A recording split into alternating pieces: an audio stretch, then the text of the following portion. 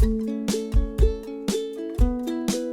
world of handmade business can be tough when trying to monetize what you love. We've got truth bombs and motivation to help you find your way through. Passion to profit, let's start today, 'cause the world needs what you create. Tune in right now, it's your shot to learn how to be a handmade boss. Hello, everyone, and welcome back to the How to Be a Handmade Boss podcast, the place to be if you want to turn your passion into profit. So today I have a few people joining me live. We have 40 people joining me live, to be exact. And basically what this means is I am recording a podcast episode live. What we did the day before recording this is I went live and I basically asked you guys to submit any questions that you have so that I can answer them live on the podcast. So let's get into it. So the first question was, how do we access the podcast? So obviously, if you're listening to this right now, well done. Like you understood the assignment, you know what to do. But basically, this podcast you can listen to on Apple Music. You can listen on Alexa. I won't say it in case all of your Alexas go nuts. You can listen to it on Spotify. You can listen to it on lots of different places. TuneIn, I know, is a massive one. So if you're listening to it on one thing and you're thinking, it would be easier if I can do it on Spotify or easier on Apple Music, then you can swap and change and do whatever. And I also have a little favor for you guys as well, if you wouldn't mind. And it's not the old YouTube like and subscribe this video. It is, in fact, if you could leave me a review on Apple Podcasts, that would be amazing. And what it basically means is that more people can find the podcast, more people can get the help that they need, and more people can listen to my ramblings talking all about handmade business stuff. Okay, so that's the first question done and dusted. Yay for me. So the next question, is there a way to get back to COVID/lockdown level of sales? So obviously, as you guys know, and I think probably I would hazard a guess to say maybe 30% of the people watching probably started their shops in early 2020, maybe later on that year.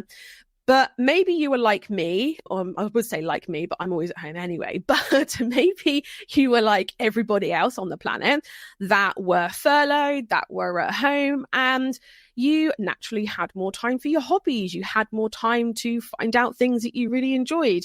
And you had more time to think about, okay, is this 9-to-5 job, or is this part-time job, or this side hustle, or whatever you're doing, is this what I want to be doing forever? And if the answer was no, then you might have started maybe exploring the option of turning your hobby, whatever that is, whether it's knitting, crochet, chocolate making, tea making, leather work, whatever. You might have explored turning that into a business, right? Which makes perfect sense, and it makes statistical sense because we can see that there was a massive spike in the amount of Etsy shops that started on Etsy during 2020 and the early part of 2021. So what this did mean is that this meant that a lot of people were forced to shop online. Whereas before, I think there was still some kind of resistance to shopping online. Not a lot of people had an Etsy buying account. Not a lot of people had an eBay buying account. Not a lot of people had a Wayfair or an Amazon or not on the high street or whatever it was. A lot of people still bought in physical stores. But obviously COVID made this impossible. So a lot more people were shopping online. So millions were at home and they weren't able to go out. So are we going to see an unprecedented amount of almost forced traffic like that again? Probably not. Or I think you'll probably join me in hoping not, right? However, the only thing that's really changed really is how people shop. Because at the end of the day, if you were in May of 2020, and you had to get your aunt a birthday gift, you went onto Etsy, you found there was a ton of stuff, you ordered it, you got it personalized, you got it gift wrapped, whatever, it came to your door, easy done. if you enjoyed that process, there's no reason why in 2024, as of recording this, when lockdowns lifted, COVID has settled down, there's no reason why you wouldn't continue doing that. So the only thing really that's changed is obviously people are not forced to shop online. And to be honest with you, we don't really want forced buyers anyway, because forced buyers aren't happy buyers and they're not probably going to be your perfect target market that you're going to want to sell your products to, right? But what has changed is the way people buy. And I can't stress this enough. Whatever you were doing in 2019, 2020, probably even 2021 will not work for you now. Okay. And this is further propelled with the economic issues, the economic climate. It's been further ingrained into us that we now need brands. We no longer can, and I'm seeing this a lot.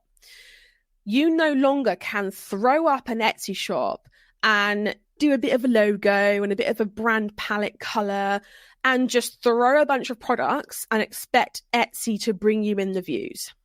That doesn't work anymore. And I'm not saying the person who asked the question does this at all, because you probably don't, or you might not.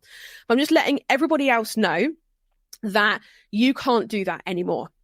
The second thing that you cannot do anymore is be a Me Too business. Okay. So again, during COVID, we saw a lot of people who were, oh, hey, I can see this shop here has tumblers with vinyl cut decals on them. I'm going to do that too. Oh, hey, this shop sells jewelry and I can do that and I'm going to do that too. You can't do that anymore. Okay. So what we now know is that every single niche you could say is a saturated one. Yeah.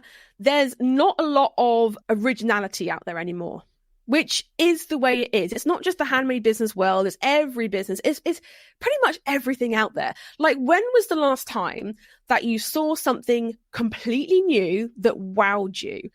Probably been a year or two, right? Whereas back in 2015, it was like, oh, wow, this is amazing. We have this thing, we have that thing. Oh, wow, this is awesome. So now 2 things are really being shown to work. Number one is people want to connect with a brand, not just any brand, a personal brand. Okay. So this might make a lot of people cringe and go, ugh. And I'm not saying influencer or anything like that at all. But what I'm saying is that we can all guarantee that the USP for your business, your unique selling point for what you sell, 100% with certain accuracy, we can say that is you.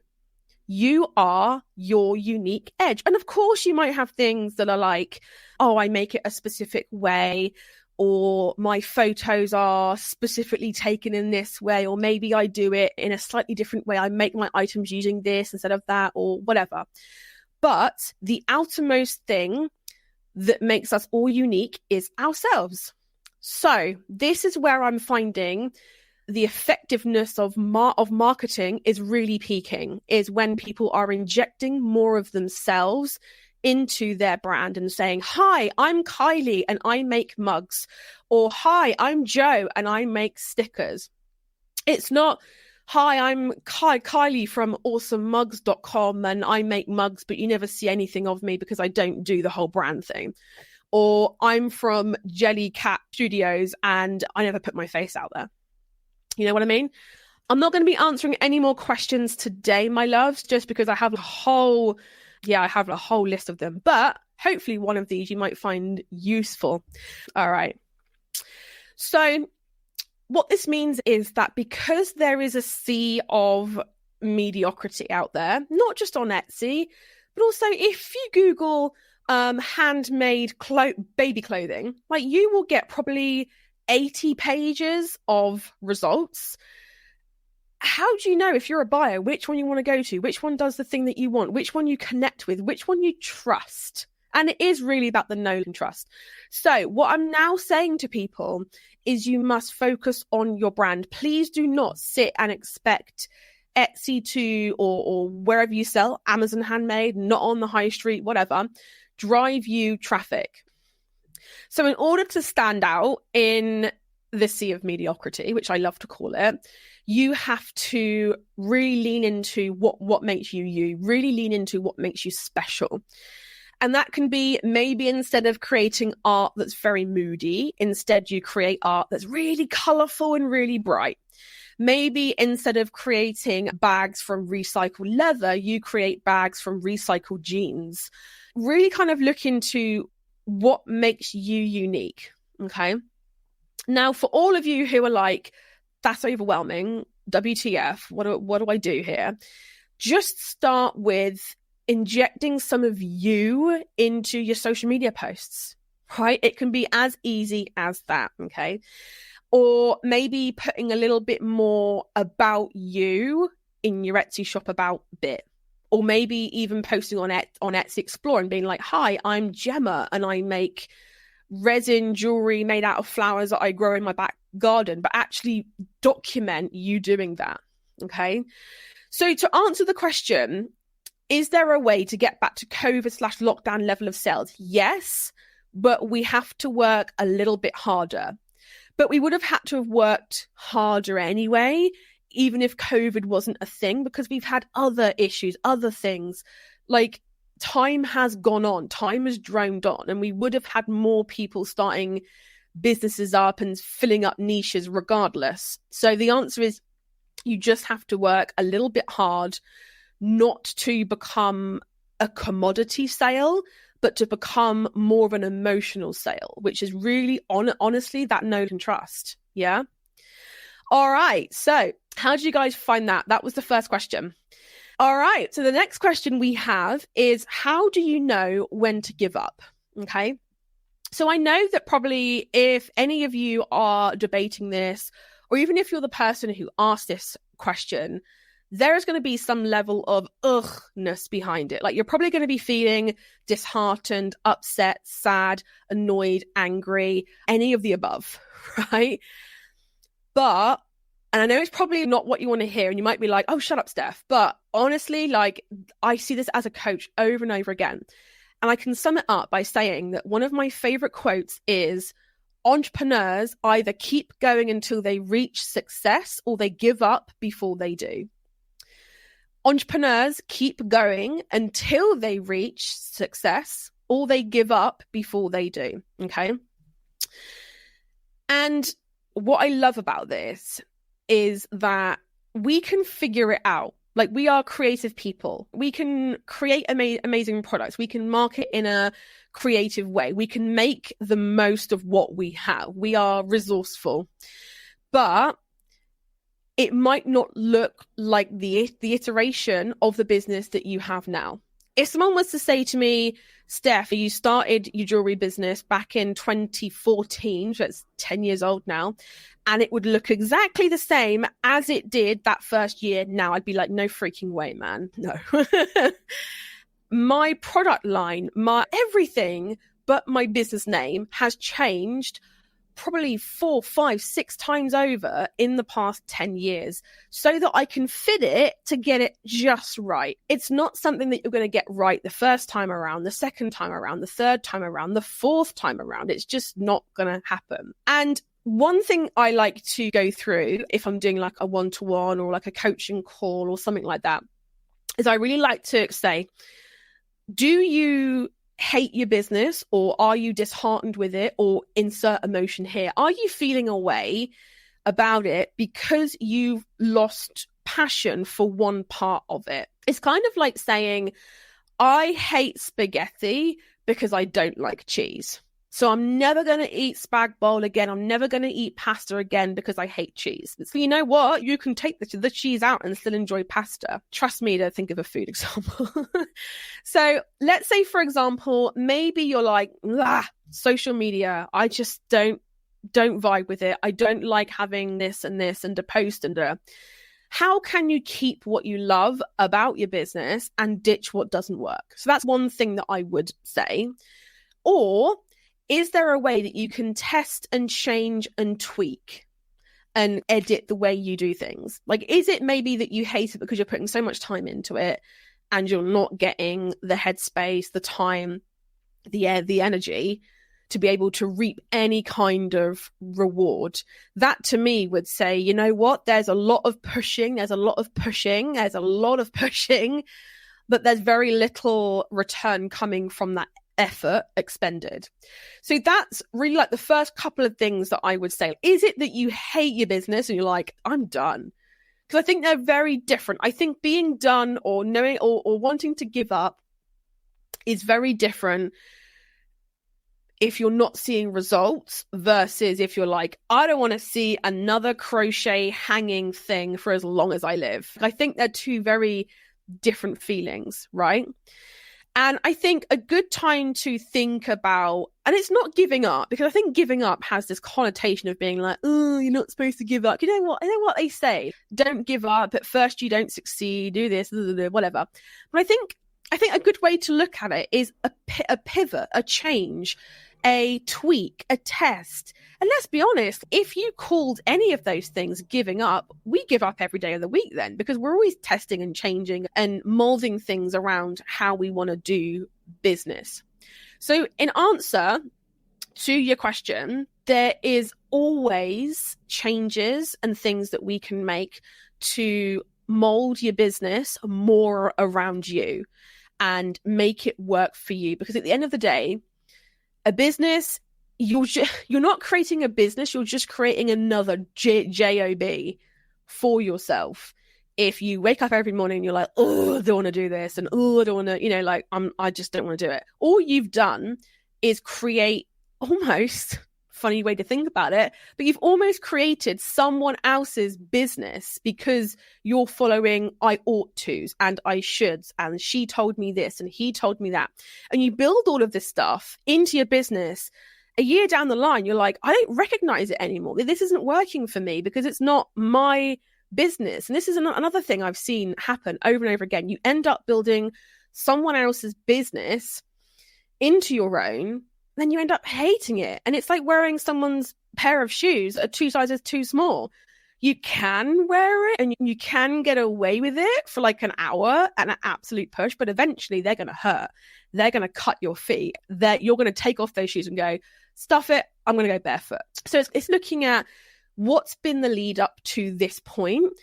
Is there anything you can do about it? And you know what? If you're done creating, I don't know, teddy bears, and instead you want to create jewelry, then do it. Then pivot. Give yourself permission. You don't have to, it's all a stepping stone. You don't have to have permission from me, from your audience, from your orders, from Etsy, from your own website, Amazon, whatever. You don't have to have permission to change, because the whole idea of why we wanted to start the business in the first place is to have freedom. And if you're not allowing yourself that grace, you don't have a business, you have a job. All right, let me check the comments real quick. How are we doing, guys? How are we doing? Is this like interesting to you? I feel like there's still quite a few people watching. Awesome. Love this. So insightful. Oh, good. I was worried then that I was just sitting here and just being like, blah, blah, blah, blah. Yeah, let me know. Is it interesting for you thus far to see how I'm doing this? It's probably not much different to me doing a live, but in my head, I switch gears, I feel like doing the podcasts is a lot calmer. I feel a lot more calmer. You can probably tell that just in like my voice and how it's funny because there's no change in the setup. I've still got a mic, I've still got a camera, but it's just like a headspace switch, Karen says, very good. Keep going. Pivot. Love this. Pivot. I should have said that, shouldn't I? Okay.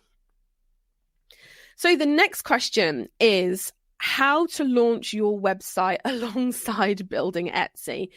And my honest answer to this is it doesn't really matter. And this is probably a controversial opinion. And I know someone out there's going to be like, no, whatever. And that's fine. But for me, it doesn't really matter where you start doing things. Your first stages of your shop, whatever that is, whether it's on Etsy, Amazon, your own website, wherever that is, its job is pretty much one thing for the first 6 to 12 months. And that is for you to make all the mistakes, That is for you to prove that your product is A, wanted, B, profitable, C, you can keep up with supply, demand, D, you can play around with it. And yeah, just like I said, make all of the mistakes, do all of the things, and start to make revenue, start to make profit so that you can reinvest it back in. My big question would be, what's the best platform for me to be able to do that as effectively and as quickly as I can? The facts of it are, strictly speaking, it doesn't really matter in a umbrella, zoomed out, long-term view where you drive people. Because if you were always going to build a brand, if you were always going to build a list, if you were always going to build this audience around your business, they will go anywhere. They can go to a website, they can go to an Amazon store, they can go look at Handmade Bosses, right? I have a Shopify site, I have our own website, I have Amazon links, I have a lot of different links, and really honestly it makes no difference where I host it, really, because I have all the audience around me to be able to say, hey, if you want this thing, the link's here. It doesn't matter where the link points to, okay? But if you are like very beginner with building an audience, with building all this kind of stuff in a quick and effective way, as we know, the fact of it is Etsy has warm buyers, which are people who are coming onto Etsy expecting a handmade gift, expecting something unique, expecting something nice to buy. They are coming on with that expectation. It's not like they're scrolling Facebook and being slammed in their face a big old ad of buy this necklace or buy these pair of shoes or buy this wallet when they're not even looking for it. These are people who are like, yes, I'm coming to Etsy because I need a gift for my Aunt June or my mom or my sister or my uncle or whatever, okay? Whereas your own website doesn't have that. It doesn't have that built-in audience, okay? So there's a lot more of a hard workness. That's not a word. It's not English. But you know what I mean? Where you have to work that little bit harder to get people to come over to your website. So it's really a question of how hard are you willing to work in the audience building side of things, okay? And that is why a lot of people will choose to go to Etsy, okay? And that's what you're paying the fees for at the end of the day. You're paying the fees because you're like opting out of all of that mess of driving the right people to the right place at the right time. That's what Etsy's algorithms are for, okay? Now, if you're like, yeah, I know, Steph, but I hear a lot of bad things about Etsy, a lot of bad press, and so many people get scorned by them and then go online and start shouting about it, and I'm so confused. What am I supposed to do? So that's why you've chosen to build both. Honestly, I would choose one, but instead put most of your energy into building your own audience, building your own home hub, building your own platform. So really, I would, if it was me, I'd just be like, I'm going to focus on either my website or Etsy and use the spare time, energy, effort, money, whatever, to invest into building that audience. Email list, Instagram, Facebook, TikTok, Twitter, or rather X, LinkedIn, whatever. Just make sure that you have that one place where you are gathering people. It can even be a Facebook group if you want to, okay? That's honestly what I would do, because you could have both. You could have an Etsy shop and your own website and be like, yay. But if you're not driving your own traffic as well as utilizing, let's say, for example, Etsy, you're not going to get anywhere with both, because you're going to be promoting your Etsy shop in one place and your website in another place. And this is all, by the way, for if you're starting out. If you have an audience of 10K people and you're like, you know what, Steph, I'm good, then you do you. Like, by all means, you send people to one place for this thing, one place for another thing. Do what you need to do. But certainly for building it out, I personally wouldn't have both, because your attention should be placed, if I was you, into building some kind of audience around you first. Okay. All right. Let's catch up on the old commentos. So I'm not going to be answering any more questions today, my loves, just because I've got a whole list of them and I'm only like not even halfway through yet. So I want to make sure to record the podcast because this is like a live podcast recording. But if you post it in the group, that'll be the best place to ask. Okay.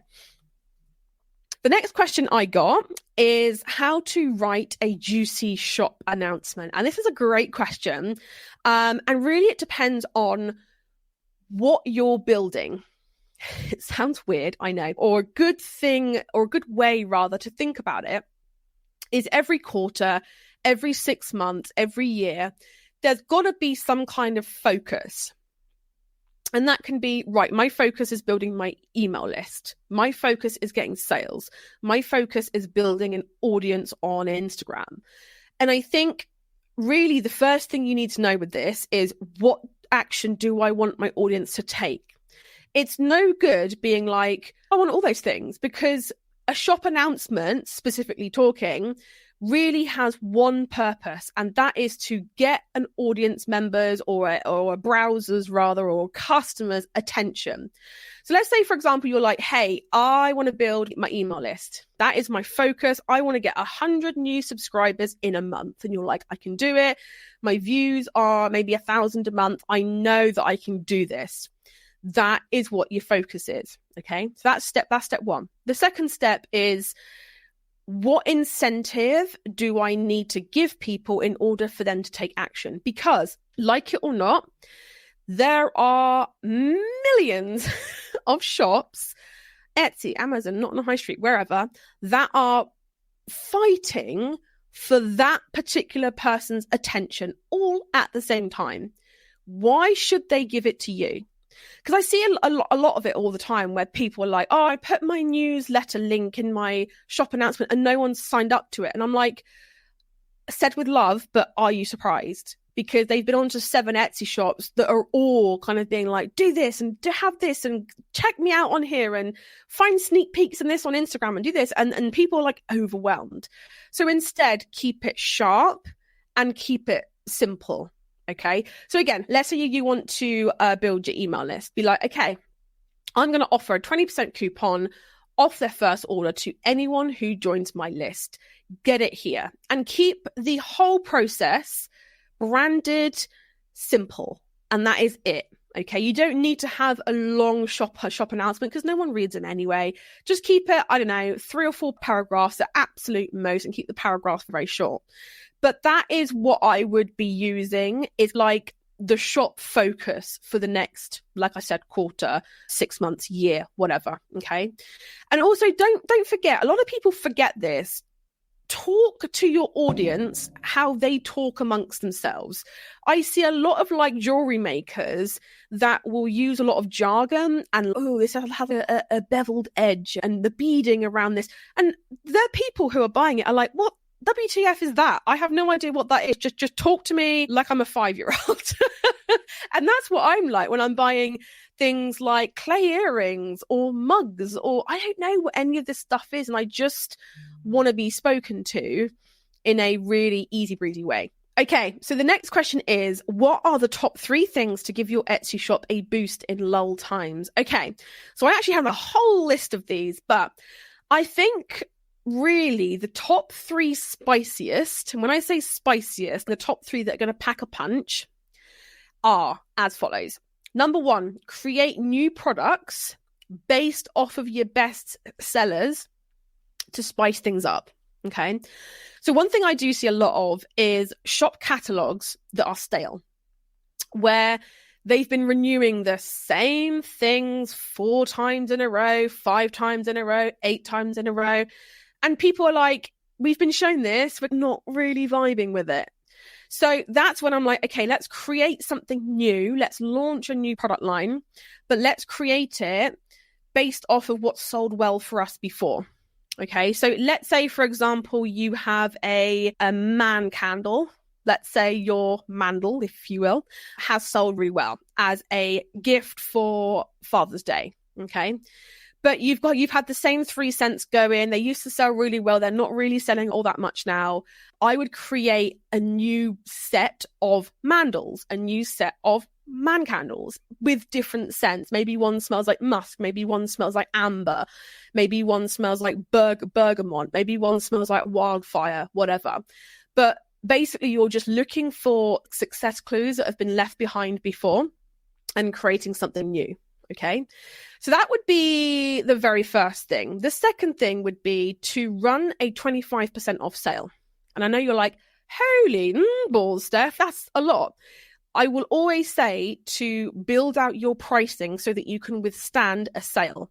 Now, I've actually been running a test for a little while. And for me, what I found is that people aren't bothered anymore by 10% off. They see 10% off, they're like, meh, whatever, I can go to Amazon and get that. I mean, I'm kidding, of course, but they're just like, meh, I don't really, whatever. That's still on my to-do list, 85 points down. If you're bumping that up to 20% or more with a time limit in there, people are all of a sudden, oh, my interest is peaked. I know I have to act on this fast. And it's a pretty good discount going on there. Okay. 25% I've actually found has been like the optimal thing. And Etsy specifically speaking, I have found, it's early days yet, but I have found that they are pushing listings that do have this, especially over like gifting times like Father's Day and all that kind of stuff. So a month before Father's Day, they are pushing listings with that 25% off or more. Now, I am not saying at all to eat into your profits, but what I am saying is maybe copy a listing or 2 or 3, increase the price and put a 25% off sale. So you're still making the same, but you have that nice little green, yay, sale button on there. Okay. So that is just something that I found. Again, you can take what you want from this and leave the rest. This is just advice. This is just stuff that I've done that has helped me, but it might be worth testing and trying just for 2 weeks or more, you know. The next and last thing is to start consistently marketing. And I see this a lot where what will happen is people will be like, oh, things are slow. So I'm going to start posting on Instagram 3 times a week. I'm going to do 2 reels a week. I'm going to do X, Y, Z. They'll do that. And then things will start to get busy, like life will get busy or the kids will be off or I don't know, they'll go on holiday or something will happen. And then they just stop. And then they're like, okay, I need to market because I'm back to it now. I need to sort my stuff out. I need to get this shop up and running again. So then they'll do it again. And then something will happen. Maybe orders might pick up. They might get busy. It might be Christmas, whatever. And then they'll stop. And the problem with that is that if you are doing like 2 weeks of posting, 3 weeks of nothing, 2 weeks of posting, 3 weeks of nothing, not only do the algorithms hate that, but also your audience, you're not warming them up. You're not keeping in touch with them. You're not actually keeping them interested in what you have, in what you stand for, in your brand. So that's what I would do, because if you start consistently marketing now, before you need to, you should never have to worry about lulls or anything like that if you're coming at them with the right message, the right thing at the right time. Okay. So I hope that helps. Yes. Thank you for answering my question. You are welcome. That's me. Yeah, I know. It's really hard to stay consistent when you have so much going on in your head. It's really hard to know what to say, to know how to say it, and to do it in a specific way when you're doing it on the fly. And this is why I say, do it, batch it, get that stuff done. I am under no illusion that we are all operating at 90% energy at all times, because we're not. I have weeks when I'm like at a 10%. I have weeks where I'm like 100. I have weeks when I'm like 50. But I will batch do things when I'm 100 versus when I'm at 10. Okay. And this can do with your cycle. This can have something to do with your energy. It can have something to do with your day to day, your week to week, your month to month, what your kiddos are doing, what your dogs are doing, what your cats are doing, what your turtles are doing. But don't expect you to be, oh, I'm a business owner, so therefore I have to be on all the time, because nobody is. And if they tell you they are lying through their back teeth. So I know it's hard, but this is where I think understanding your target market is actually a massive help, because instead you can cut through all the noise and all the BS and just get to what they want to hear, how they want to hear it, and how they want to be shown it. And I see so many shop owners sleep on finding their target market and actually doing it right. And there's this very specific way to do it. We teach it in the HBSA. There's a very specific way to have this idea of your target market in your mind, so that you don't have to worry about, oh, this post flopped, oh, that reel didn't do very well, oh, because you already know what they want to see and when and how. Okay. So I know it can be really hard, but honestly, going through the business foundations, which is branding, target market, all that kind of stuff, is really going to help you to do this. Okay. It's learning to ski without an instructor and falling over 78 times, maybe breaking an ankle or a toe or two, and then getting a ski instructor who's going to show you, who's going to cut all of that out and be like, you don't need to do this. Like, if you do X, Y, Z, you will not fall. You will not break your toe. It's the same thing, you know? Oh, Shana's got a question, which I think I should read out, which is, I have a ton of promoters / SEO experts reach out wanting to help me. No, Shana, they are all scammers. I promise you that, my love. No one who is offering a service that is good should ever need to reach out to you to get sales for it. If they're that fantastic, they should be that fantastic enough to build their own audience to get sales of that product to themselves. B, no one on this planet, strictly speaking, is an SEO expert. And what I mean by that is that only a very select few of programmers in the world know how Etsy's algorithm works to a T, or knows how Google's algorithm works down to a T. Like, nobody knows, because if everybody knew, no one would have a chance in hell of getting on page 1 or whatever your goal is. So the quick answer is no. I would block, I would mark as spam. I get them as well. Every day I get 5+ messages on Instagram where they're like, hi, I'm such and such from this tool or that thing, and I can help you rank on. And I'm like, I don't want it, and B, like, why are you reaching out to me? This is literally spam.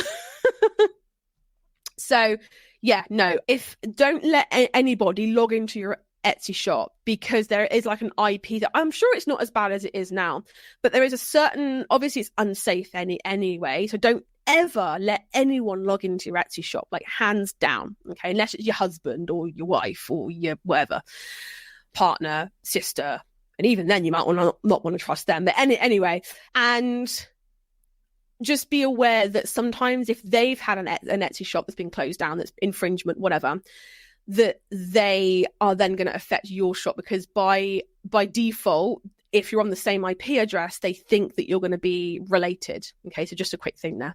But no, just be like, boy bye, girl bye, whatever. Next question. Is it worthwhile having info on social media links as one of your Etsy photos on each listing? So yes, QR codes for this are epic. QR codes mean that someone's not having to like manually type in at Handmade Bosses or at this or at that. And if you go onto Canva, there's a free QR maker that you can just use that will help you to do this. So the short answer is yes. Okay, so the next question is, how do you speak to Etsy when things have gone wrong? So with this, it really depends on what's gone wrong, because there are different methods of getting in contact with them depending on what's gone wrong. So and I've just gone onto the Etsy help button, right? So this can be anything from account access, suspended account, finances, billing, managing orders, shop and listings, ads and stats, shippings and scams.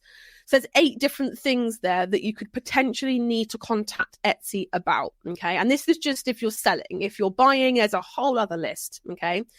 So basically, Etsy does not have a phone number anymore, okay? So that is one thing I will say.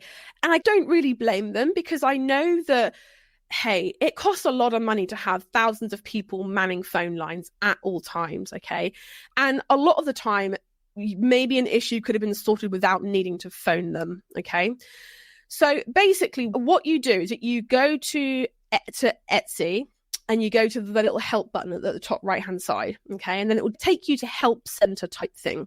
And basically you follow the on-screen things, whittle down what your problem actually is, and then it will simply flash up the best way to get in contact with them.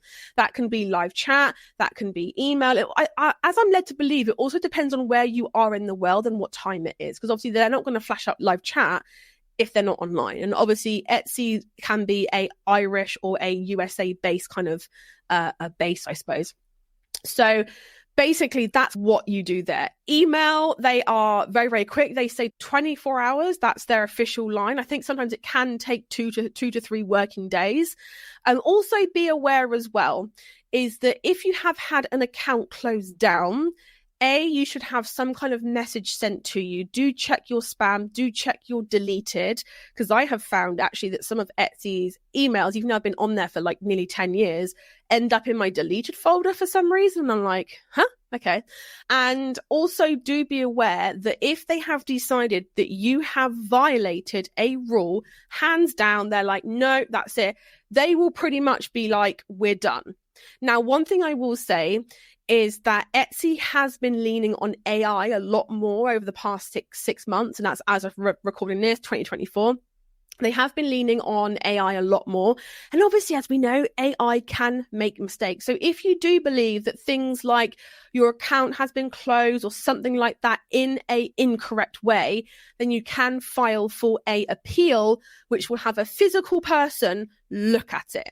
Okay, so it's not a case of we're going to close you down and then we're done. You will have some kind of recourse against them. Okay, but if they have proof, and they might not tell you that they have proof, but if they have proof or whatever that there's some kind of wrongdoing that's been had, then they will be like, no, we're going to continue with your account being closed and we're going to cease contact with you. Because they could, like, you could just be like messaging them every day being like, oi, like abusive. Is it frustrating? Yes. However, I do see with some instances why they do it. If you, for example, have had a Disney t-shirt that has been flagged up, and then that listing's been taken down, you've had a warning, and then you did a Marvel t-shirt, that listing's been taken down, then you've had a warning, and then you've put, I don't know, a Minions t-shirt up, and then they're like, third strike, that's it, you're done. And then you're like appealing it and being like, oh, I promise I won't do it again. You've had 3 strikes, you've had 3 warnings, we have let you know about IP infringement. Yeah. So I hope that makes sense. But yeah, basically the Etsy, log on to your account. If you go to help, it will direct you to where you need to go. Okay. OMG, QR codes, such a brilliant idea. Yeah, QR codes are life. I love QR codes. Just make everything so easy. All right, next question. So how to best develop an email list if you only use Etsy to sell products? Okay. So with this, you have to think about, what are you going to offer people in exchange for joining your email list? You do have to offer something. We are in that day and age where people do keep their email addresses close to their chest. So what are you going to offer them in exchange for joining your email list? A lot of times it is a discount code of some sort, or it's something that's relating to, hey, if you make a purchase, we are going to give you this, or you're going to get this off of it. You're going to get a free whatever. Okay. Next, I want you to think about, at what point is the customer interested enough? They're looking on your listing, they're fiddling around in there, they're looking at this, they're looking at that. At what point do you think will your target audience be ready, maybe 80% of the way towards making a purchase, for you to flash up that offer in exchange for them joining your email list? Okay. So for example, if they have scrolled to the 5th, 6th, 7th image, they're pretty interested. They're like, okay, this ticks the boxes, picture ticks the boxes, title ticks the boxes, price ticks the boxes. They're scrolling through the image. They're 65% of the way to being like, yes, this is the thing I want. Okay. So having it in a 4th or 5th image, and use QR codes. Hey, we talked about QR codes. They're great. But basically having an image that's like, hey, I see you like this particular item. If you scan this code or visit or simply go to the bottom of the description and the link will be in there. If you join up, you're going to get 15% off, 20% off, whatever. I would recommend 20 because I do feel like that is, like I said, people used to respond to 10%, then they used to respond to 15. Now it's 20 minimum before they're like motivated like enough to do it. But again, build that into your pricing, and also maybe consider putting it in your description, like maybe 3/4 of the way down. Put emojis, make it bold and make it stand out and be like, hey, if you've got this far, you quite clearly like what you see. So as a special thank you for reading my long description, I am going to give you 25% off your first order. Just join up to my nifty little list. Here's the link and I will see you there. Yeah. So it's just about thinking logically, what's the journey that person's going to take? Okay, the last question is how to communicate announcements, listing contents, etc., that your products might be higher quality or might cost more because of good quality raw materials without sounding patronizing. Okay, so one thing I will say is don't worry about sounding patronizing because people want to know. They want to know what the benefits are to buying this thing. My general stance on this is put it everywhere. Okay, so I want to see that in the images, and depending on what the item is, like let's example, it's high quality vegan chocolates, right? And you're like, like made out of the best ingredients I have, but it's not your cheap 30p bar of chocolate that they've melted and put in a different mold. I think you guys know what I mean, right? Some people do that. I would be saying, okay, that is something that you want people to know in the search results. So again, it's just about thinking that buyer pattern, like that buyer journey. At what point do they need to make a decision to A, click, and B, buy?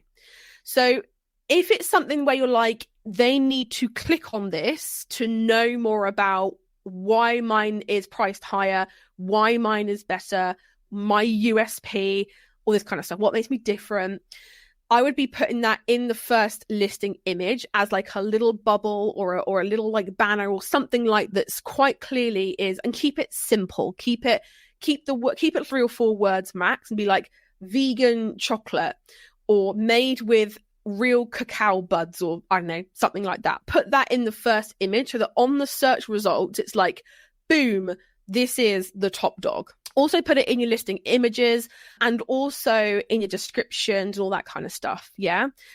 I would also as well make sure that if you are invoking like a higher quality client, so you're aiming more high end, I'd make sure that your packaging includes that as well and all that good stuff. So just make sure that the whole buying experience is much more higher end. I'd also make sure to include a video. I'd also make sure that your Etsy shop, I'd also make sure that your Etsy shop, your website, your about bits are all fully filled out. And I'd also make sure that your marketing content is geared towards this is opulence, this is luxury, this is the best of the best. Okay, everyone, that was me answering your questions. I would love to know on Instagram DM if you really enjoyed this. Don't forget to leave us a cheeky little review. I would absolutely love that. And thank you so much for joining me and listening to my waffles. And I will catch you guys next week for the next episode. Bye, everybody. Thank you so much for tuning in to How to Be a Handmade Boss. And if you're eager to boost your Etsy sales within just 7 days, then be sure to join my most popular free training at handmadebosses.com/conversion. You can also find the link in the show notes as well. Keep an eye out for our next episode where we'll be continuing our journey towards handmade business success together. And until then, keep crafting and stay inspired because the world really does need those special creations that only you can make.